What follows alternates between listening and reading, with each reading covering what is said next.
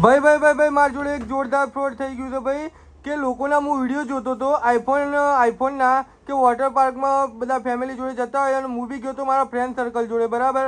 તે મેં થોડું પાણી અડ્યું ને તો ફોન બંધ થઈ ગયો ને મેં કંપનીમાં આપ્યો તો એ લોકોએ મને પાછો આપ્યો છે. ભાઈ મારા મમ્મીએ 2 મહિના પહેલાં જ મને ફોન લઈ આવ્યો છે, આઈફોન 15 છે બરાબર. અને ભાઈ હું 10માં પાસ થયો હતો એટલે મને ફોન લઈ આવ્યો. મારે કરવાનું શું આનું? ભાઈ તમને નવો લીધો ત્યારે તમને એવું કીધું નતું કે ફોન પાણીમાં પડશે તો બંધ થઈ જશે? ના, કશું જ નતું કીધું. કશું જ નહીં, ખાલી અમને એમ જ કે એમ નહીં, પેલા એમ કહો કે તમે કોને પૂછીને પાણીમાં પાડ્યો એમ કહો પેલા. અરે બધા પાડે એટલે અમે બી પાડ્યો. જો મારી વાત સાંભળો કે આઈફોન જે આવે છે એ વોટર રજિસ્ટ્રેશન આવે છે કે નોર્મલ પણ પાણી અડે થોડું ઘણું તો વાંધો ના આવે અને પાણીમાં ફોન પડશે તો ફોન થઈ જશે ડેડ.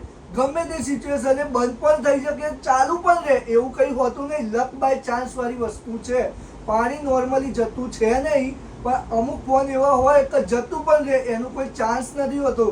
એટલે બધાને એ જ કહું છું કે દોસ્તો, કંપની જ્યારે ગેરંટી લેતી નથી પાણીમાં પડવાની તો તમે શું લેવા પાણીમાં પાડો છો ભાઈ? તો રિપેર કરાવશો એટલે તમને શું કીધું કે અધરવાઇઝ કોઈ બી જગ્યાએ રિપેર કરાવી આવો, એ વસ્તુ કીધું હશે ને? ઓહો, બીજી જગ્યાએ રિપેર કરાવો એવું કીધું ને? ગમે તે નોર્મલ દુકાને રિપેરિંગ કરાવી દેવાનું. ચમ કીધું? ચમ કે આ એપલ સ્ટોરની વોરંટીમાં નથી આવતું કે પાણીમાં પડેલો ફોન હોય તો કંપની એને રિજેક્ટ કરી દેશે. તો ભાઈ પૈસા વધારાના હોય તો પાણીમાં પાડો, બાકી પાણીમાં ફોન કોઈ દિવસ પાડવાનો નહીં.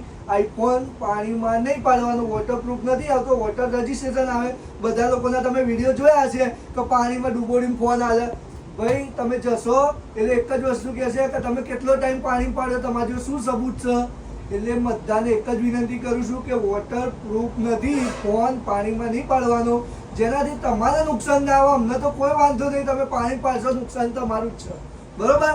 ચલો કોઈ વાંધો નહીં, આને આપણે આપણા સ્ટોર ઉપર રિપેર કરાવી દઈશું. 4,500 રૂપિયા જેવો ખર્ચો થશે. અંદરથી બેલ્ટ બધું સાફ કરાવી દઈશું. કાલ સુધી તમને મળી જશે બરોબર. ઓકે.